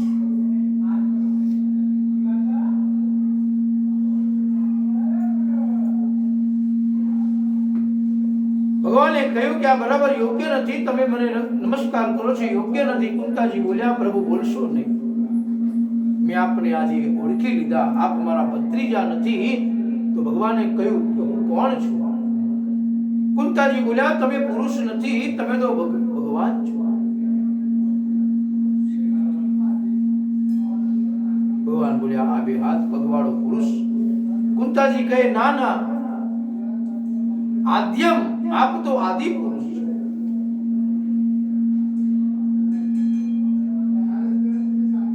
કૃષ્ણ બોલ્યા કે હે પોઈબા, આદિ પુરુષ તો ચાર મોઢા વાળો બ્રહ્મા છે, હું બ્રહ્મા છું. કુંતાજીએ કહ્યું ના ના, પ્રકૃતે પરમ, તમે તો બ્રહ્માના પણ પિતા છો. પ્રકૃતિને આધીન છે, જ્યારે આપ તો પ્રકૃતિથી પર છો, આપ તો પુરુષોત્તમના નામે ઓળખાવ છો, આપ પુરુષોત્તમ છો. બોલીએ શ્રી પુરુષોત્તમ ભગવાન કી જય. ભત્રીજા નહીં પણ પરમાત્મા છો એટલે હું તમને નમસ્કાર કર્યા છે. વિદ્યાવાન સર્વત્ર પૂજયેત. શ્રી કૃષ્ણ બોલ્યા કે પોઈબા, તમારા કહેવા પ્રમાણે જો ભગવાન હોવ તો શિશુપાલે મને ગાળો કેમ દીધી અને પૂતનાએ મને ઝેર કેમ આપ્યો? કુંતા માતા બોલ્યા છે કે પ્રભુ એમનો દોષ નથી, એ બધા આપને ઓળખતા નથી એટલે ગાળો જ દે. આપ મનુષ્ય રૂપે આ દુનિયાને કંઈક બતાવવા માટે આવ્યા છો, ત્યારે મોટા મોટા દેવો પણ આપણે ઓળખી શકતા નથી, તો શિશુપાલ તમે ક્યાંથી ઓળખી શકો? પૂતના કેવી રીતે ઓળખી શકો? આપ સર્વવ્યાપક છો, છતાં એનો અનુભવ નથી થતો. એનું એક કારણ છે માયા જવનિકા છન્ન મગ્ન્યા ધ્વચ્છ જમપ્યયમ ન લપ્યસે મુદ્દુષા નટો નાટ્ય દરવિકા તથા પરમહંસાના મુનિનામ અમલાપનમ. કુંતી કહે છે કે પ્રભુ તમે પ્રત્યક્ષને દેખાતા નથી, એનું કારણ માયા છે. ભગવાન આપણી પાસે આવીને જતા રહે તો પણ આપણને ખબર પડતી કેમ? આપણી પાસે એવી શક્તિ નથી, ભક્તિ નથી. કુંતા માતા બોલ્યા છે કે આકાશમાં સૂર્ય હોવા છતાં એની આગળ વાદળ આવી જાય છે. જેમ સૂર્ય દેખાતો નથી, ઢંકાઈ જાય છે, એમ મનુષ્યની માયા તમને ઓળખવામાં પાછળ છે, ઓળખી શકતા નથી. અને હું તમને નમસ્કાર કરું છું. કૃષ્ણાય વાસુદેવાય દેવકી નંદનાય ચ નંદ ગોપ કુમારાય ગોવિંદાય નમો.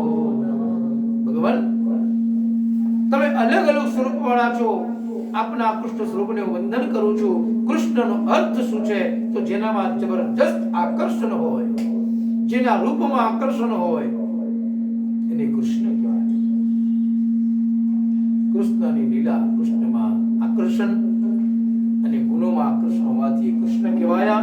હે કૃષ્ણ, તમે દરેકના મનને ખેંચવાનું કામ કરો છો, માટે આપ કૃષ્ણ છો.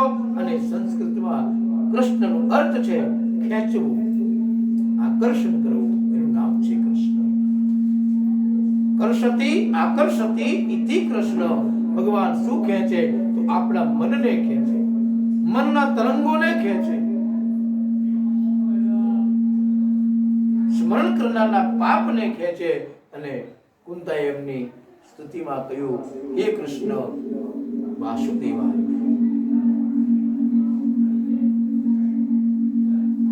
તમે તો વસુદેવને યાદ કરી અને કુંતા માતાએ પ્રભુને કહ્યું કે હે પ્રભુ, દુનિયાને આપના તરફ ખેંચો છો.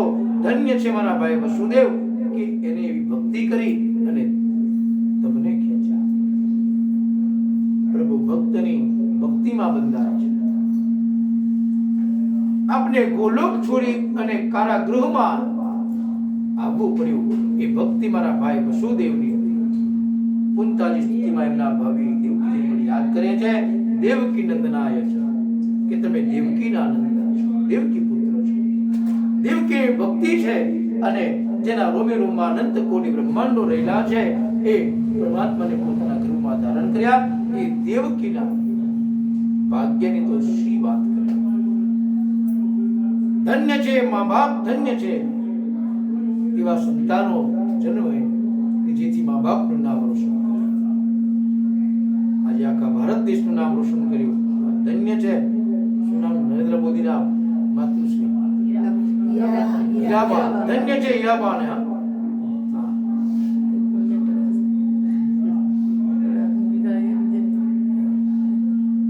ભારત દેશનું નામ રોશન કર્યું. ધન્ય છે એના માતા પિતા. નરેન્દ્ર મોદીને ધન્ય છે.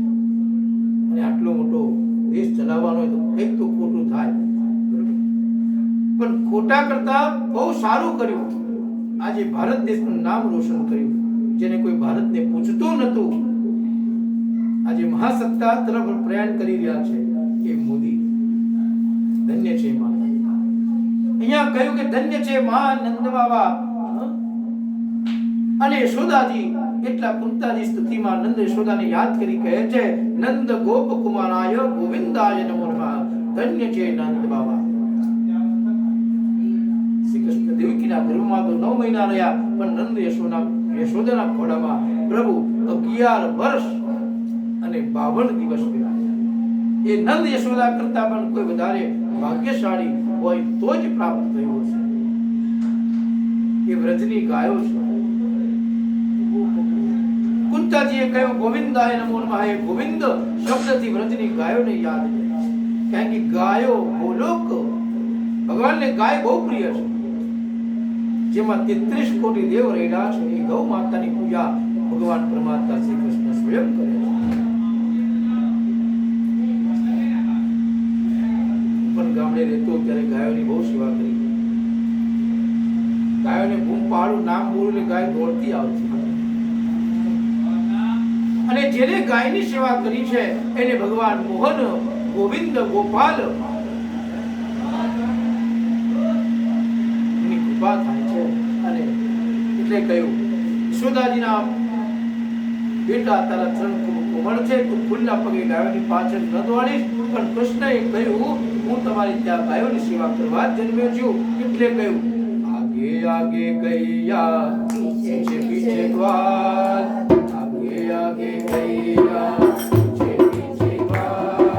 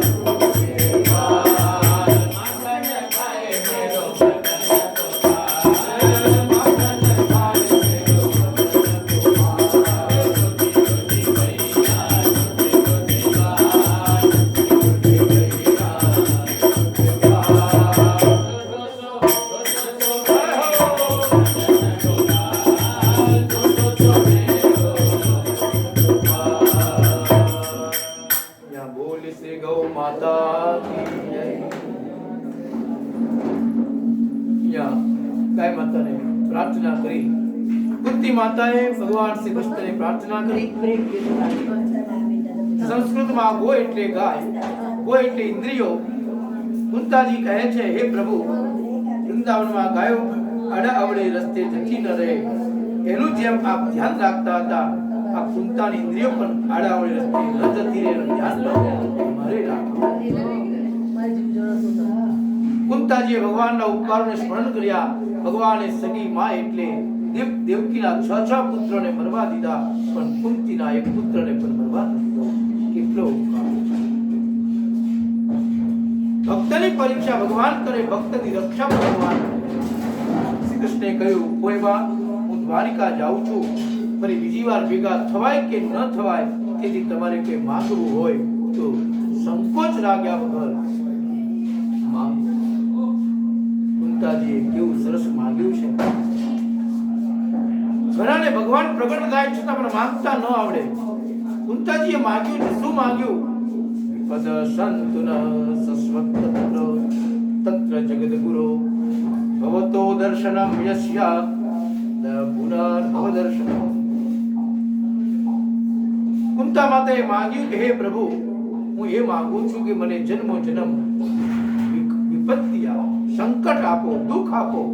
કુંતા માતાએ દુઃખ માંગ્યું છે. મહારાજ, ધન્ય છે એ નારીને જેને ભગવાનની પાસે દુઃખ માંગ્યું.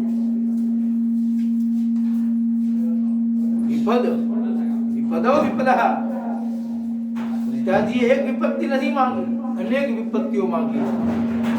કુંતાજી કહે છે, મને એક દુઃખ આપશો તો મારા પુરુષાર્થને એને દૂર કરી દે, પરંતુ તમને યાદ નહીં કરું અને મને અનેક દુઃખ આપો તો કોઈ પુરુષાર્થ કામ ન લાગે તો હું આપને સતત તમારું ચિંતન કરીશ, તમારું મનન કરીશ, તમારું ભજન કરીશ, તમને યાદ એટલે કહ્યું સતતમ. વિશ્વના શરીર પર દ્રષ્ટિ કરી અને વિશ્વની પીડાને ખેંચી. વિશ્વ યુધિષ્ઠિરને માનસૈયા પર સુતા સુતા ઉપદેશ આપે છે કે રાજાએ કદી અધર્મ ન આચર્યો. રાજા એને કહેવાય જે ધર્મની સાથે જોડાયેલો હોય. અધર્મ ન કરે એનું નામ છે રાજા. અધર્મને ચલાવી પણ ન લે એનું નામ છે રાજાએ. એ રાજ્યનો ત્યાગ કરવો કે અધર્મને અટકાવી ન શકાય. ભીષ્મના ઉપદેશ વગેરે દ્રૌપદી ત્યાં ઉભા હતા. એમને ભીષ્મને પૂછ્યું, દાદા, કરો અને ભરી સભામાં દુશાસન મારા ચીર ખેંચી મને નગ્ન કરતો હતો, તે સમયે તમે કેમ ચૂપ રહ્યા? તમે એમને કેમ ન અટકાવ્યા? સભા છોડી તમે કેમ ચાલ્યા ગયા? દ્રૌપદીના પ્રશ્નથી ભીષ્મની આંખ ભીની થઈ. બોલ્યા, દુર્યોધનનું અન્ન ખાવાથી મારી બુદ્ધિ દૂષિત થઈ. અન્ન એવો ઓળખા એટલે કહ્યું, ગમે ત્યાં ભોજન થાય ને ગમે ત્યાં પાણી. ભીષ્મ પિતામહે કહ્યું કે મેં દુર્યોધનનું અન્ન ખાધું અને મારા વિચારો બદલાયા, મારી બુદ્ધિ બગડી, અધર્મ ની સાથે હું જોડાયો. ધૃતરાષ્ટ્રનું વસ્ત્ર પકડ્યું અને યુધિષ્ઠિર વહેલી સવારે જાગ્યા, પૂજા કાર્ય કરી નિયમ પ્રમાણે વડીલોને પગે લાગવા માટે જાય છે. ધૃતરાષ્ટ્રને અને ગાંધરને જોતા નથી, મનમાં વિષાદ. કાકા કાકીને મેં દુખી કર્યા, જેથી આ ઘર છોડીને ચાલ્યા ગયા, એવું મનમાં વિચારે છે. યુધિષ્ઠિરના મનનું સમાધાન ન મળ્યું, રડવા લાગ્યા. કાકા કાકી ન આવે ત્યાં સુધી હું પાણી ગ્રહણ નહીં કરું. એટલામાં દેવર્ષિ નારદ આવ્યા. નારદે કહ્યું, ધર્મરાજ, કાકાનો શોક ન કરો. તમારા કાકાને તો લઈ વિદુરજી હિમાલય તરફ લઈ ગયા છે, સપ્ત સરોવર ગયા છે. આજથી 5મા દિવસે તમારા કાકાનો ઉદ્ધાર થવાનો છે. નારદ યુધિષ્ઠિરને ઉપદેશ આપી વિદાય થયા. એક દિવસ મહારાજ યુધિષ્ઠિર ભીમસેનની સાથે બેઠા હતા. બંને વાતો કરતા હતા. યુધિષ્ઠિર ઉદાસ છે. ભીમસેને કહ્યું, ભાઈ, તમે ઉદાસ કેમ છો? યુધિષ્ઠિરે કહ્યું, મને કેટલાક અપશુકન દેખાઈ રહ્યા છે. ગૌશાળામાં મને ગાયો રડતી દેખાય છે. ભગવાનની મૂર્તિ ઉદાસ લાગે છે. યુધિષ્ઠિરે ભીમસેનને કહ્યું, ભાઈ, ગઈકાલે મને કાળો માણસ મળવા આવ્યો. એને કહ્યું, મહારાજ, મારા 3 પ્રશ્નો છે, એનો જવાબ મને આપો. એક, પૃથ્વીની વચ્ચે પૈસો લટકે છે, એના ઉપર 1000 મનુષ્ય લોખંડ 1000 મણ લોખંડ જોયું, એ શું હશે? એક ગાય વાછરડીને ધાવન કરી રહી છે, એ શું? અને 4 કૂવાની વચ્ચે એક કૂવો હતો, અને વચ્ચેના કૂવામાંથી 4 કૂવાને પાણી મળતું હતું, અને એ કૂવા ભરાયા. પરંતુ જ્યારે વચ્ચેનો કૂવો ખાલી થઈ ગયો, ત્યારે આજુબાજુના 4 કૂવાઓ ભરેલા હોવા છતાં વચ્ચેના કૂવાને ભરી ન શકે. એ શક્ય કેવી રીતે બની શકે? ધર્મરાજા યુધિષ્ઠિરનો જવાબ આપ્યો.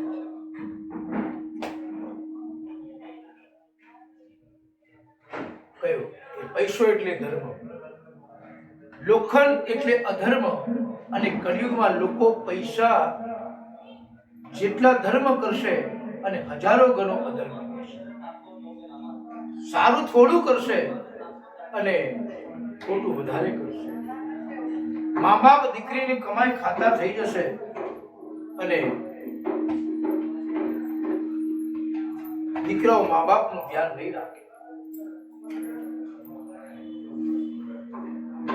વચ્ચેનો એક કૂવો એ બાપ છે અને આજુબાજુના 4 કૂવા દીકરા છે. એક બાપે 4 દીકરાને મોટા કર્યા, પણ 4 દીકરા પોતાના પિતાને રાખી ન શક્યા, પાલવી ન શક્યા. કાળિયા માણસને કહ્યું, તે આ 4 પ્રશ્ન પૂછ્યા નથી, મેં તને ઓળખી લીધો, તું કળિયુગ છે. કળિયુગનો સમય આવી ચૂક્યો છે. આવી બધી ઘટનાઓ કળિયુગમાં ઘટે છે. કળિયુગે યુધિષ્ઠિરને કહ્યું, મહારાજ, હવે આપનો સમય પૂરો થયો, હવે ખુરશી ખાલી કરો. સમય આવે એટલે જગ્યા ખાલી કરવી જ પડે. ત્યારે યુધિષ્ઠિરે કહ્યું, અમારા માથે હજી સાક્ષાત દ્વારકાધીશ બેઠા છે. તું કોણ અમને ખુરશી ખાલી કરાવી શકે? જ્યાં સુધી ભગવાન શ્રી કૃષ્ણ ધરતી ઉપર છે, ત્યાં સુધી અમારો કોઈ વાળ વાપોર કરી શકે એમ નથી. કળિયુગ વિદાય થયો. એટલામાં ફરતા ફરતા વ્યાસજી ત્યાં આવ્યા. યુધિષ્ઠિરે પ્રણામ કર્યા. યુધિષ્ઠિરે કહ્યું, દાદાજી, મને એવું વરદાન આપો કે અમારી હયાતીમાં કળિયુગ પ્રવેશ ન થાય.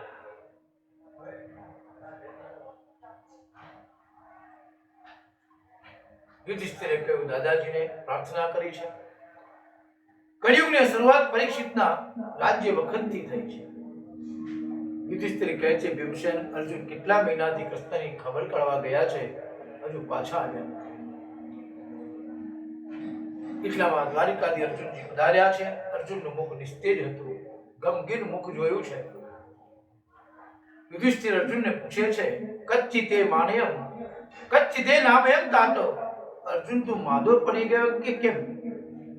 તારું મુખ અતિ ઉદાસ છે. અલબ્ધમાનો અજ્ઞાત.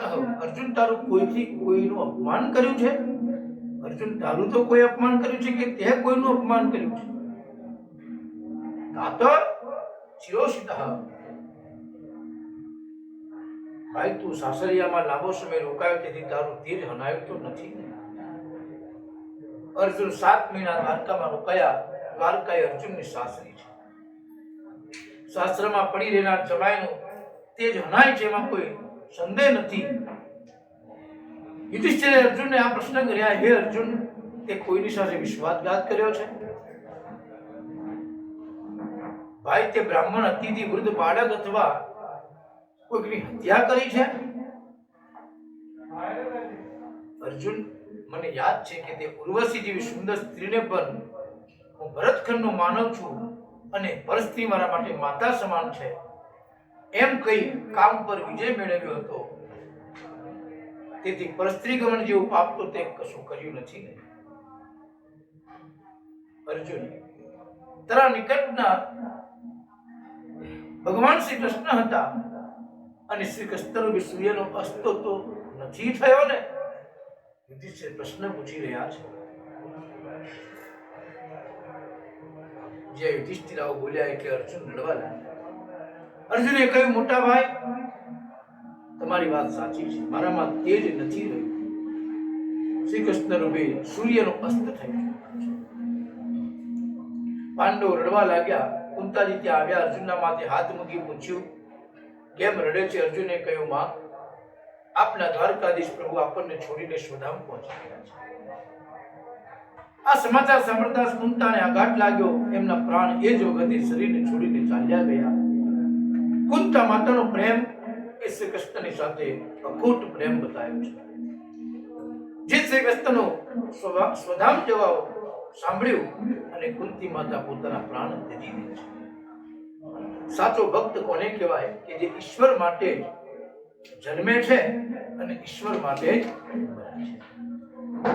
જયતિ તેદિકમ જન્મના વ્રજ શ્રયત ઇન્દિરા સત્સ્વદત્રહિ દૈત દૃશ્યતા દીક્ષતાવકા સ્વૈદૃતા સવા વિચિન્વતી. ગોપીજનો કહે છે કે પ્રભુ, અમારા પ્રાણ ટકાવ્યા છે તમારા માટે, કારણ અમારે આ શરીરથી આપની સેવા કરી છે. યુધિષ્ઠિર ભગવાનના સ્વધામ પધારી ગયાની વાત જાણી સ્વર્ગારોહણની નિશ્ચય કર્યો કે હવે આ સંસારમાં રહેવાનું કોઈ મર્મ નથી. યુધિષ્ઠિરે કહ્યું કે હવે હિમાલય તરફ જવાનું પ્રયાણ. પરીક્ષિતને ગાદી સોંપી દ્રૌપદી સહિત પાંડવો હિમાલય તરફ પ્રયાણ કર્યું. યોગ સાધના કરતા કરતા ભીમ, અર્જુન, નકુલ અને સહદેવે શરીરનો ત્યાગ કર્યો. બધાના શરીર ઓગળી ગયા. યુધિષ્ઠિરની માત્ર એક આંગળી ઓગળી છે. પરીક્ષિત રાજા રાજગાદી પર બિરાજ્યા. એક દિવસ પરીક્ષિત દિગ્વિજય પિતાના ગળામાં સર્પ જોયો. શૃંગીને થયું, મારા સમાધિસ્થ પિતાના ગળામાં કોઈ મરેલો સર્પ નાખ્યો છે. એમને પાણી લીધું. સર્પ અને ઋષિ હાથમાં પાણી લઈને શ્રાપ આપ્યો છે. જેને મારા પિતાના ગળામાં સર્પ નાખ્યો, જેના 7મા દિવસે તક્ષક નામનો નાગ આવશે અને સર્પના દર્દથી જીવાત્મા મૃત્યુ પામશે. 7 દિવસ કઈ